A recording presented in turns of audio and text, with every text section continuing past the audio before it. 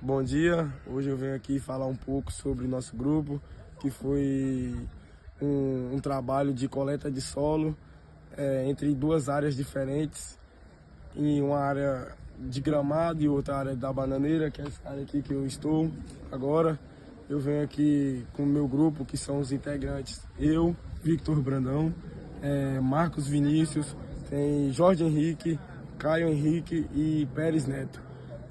Eu venho aqui falar sobre esse relatório. Ele tem como objetivo apresentar resultados das análises que nós fizemos de solo e coletados em duas áreas distintas, né? Como eu falei, com o Instituto de avaliar as características físicas e químicas, especialmente no que se refere à fertilidade do solo. A análise fundamental para compreender as condições de cada área, contribuir para o manejo agrícola adequado e sustentável. Essa coleta das amostras seguiu um protocolo rigoroso, sendo realizada em duas áreas, uma área ocupada por uma grama, né, e outra área com plantio de bananeira, que é essa daqui, ó. Como vocês podem ver, essa daqui foi uma das áreas que nós fizemos uma coleta. Para garantir representativamente a precisão, foi definida uma amostra por gleba. Também coletando-se 3 profundidades, né? Profundidade do solo, que foi entre a 0 a 10 centímetros, a 10 a 20 centímetros, 40 e a 60 centímetros. Vai. Bom dia, eu sou Pérez Neto e vim falar sobre a metodologia de coleta das amostras. A coleta de amostras de solo foi realizada de forma padronizada em duas áreas distintas, com o objetivo de garantir representatividade e confiabilidade dos resultados.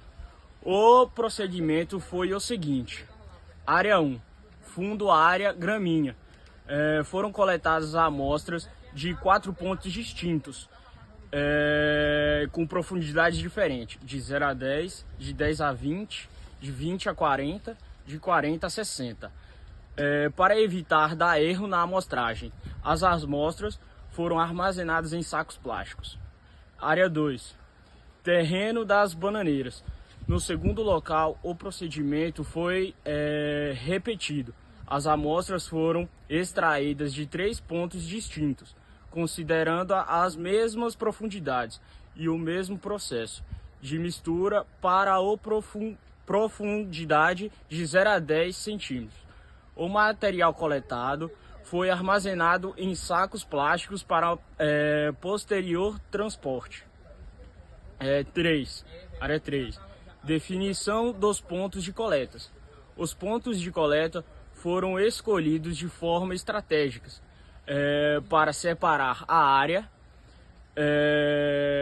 em duas partes, uma representando o uso com gramíneas e outra com fruteiras, garantindo que a amostra representasse as diferentes condições do solo de cada área. Área 4. Pós-coleta. As amostras coletadas foram identificadas e levadas ao laboratório, onde passaram por um processo de peneiração para garantir a homogeneização. Em seguida, cada amostra foi pesada, garantindo que o peso fosse superior a 300 gramas, conforme os protocolos estabelecidos. As amostras foram então submetidas a uma análise química e física detalhada para determinar a fertilidade do solo.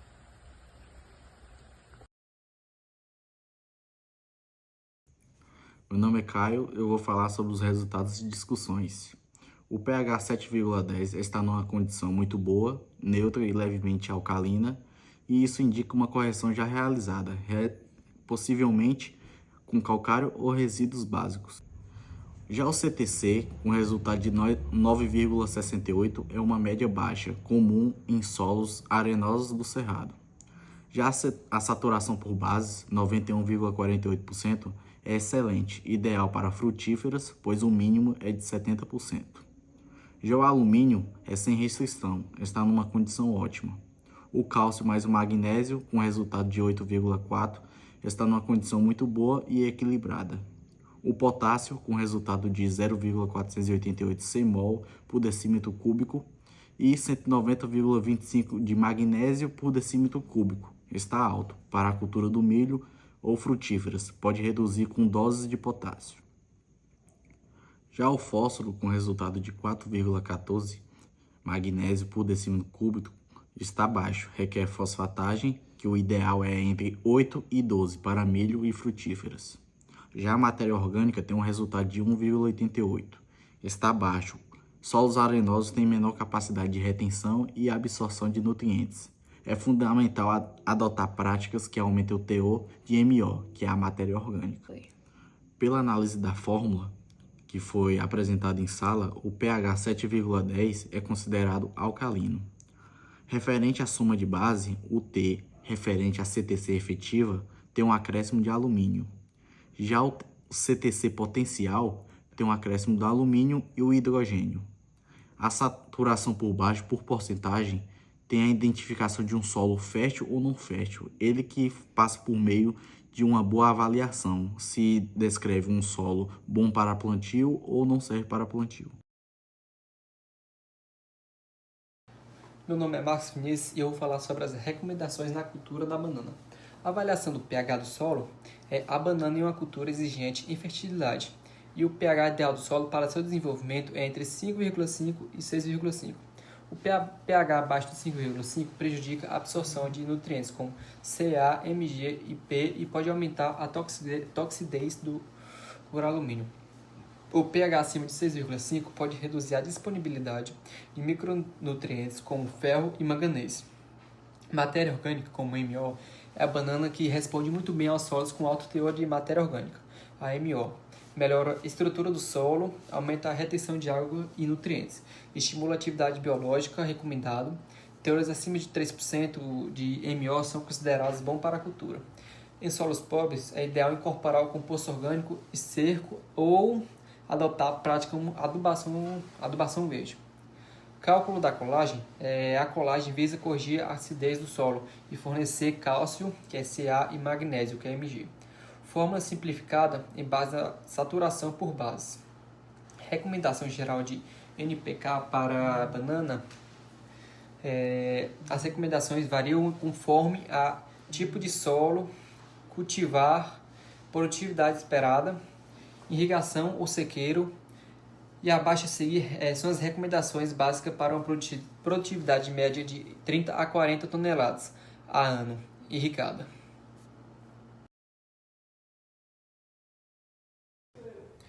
Meu nome é Jorge e irei falar um pouco sobre a adubação de cobertura e manutenção anual. Após o período de plantio, o ciclo da banana ele exige um parcelamento de adubação entre o período de 4 a 6 meses anuais.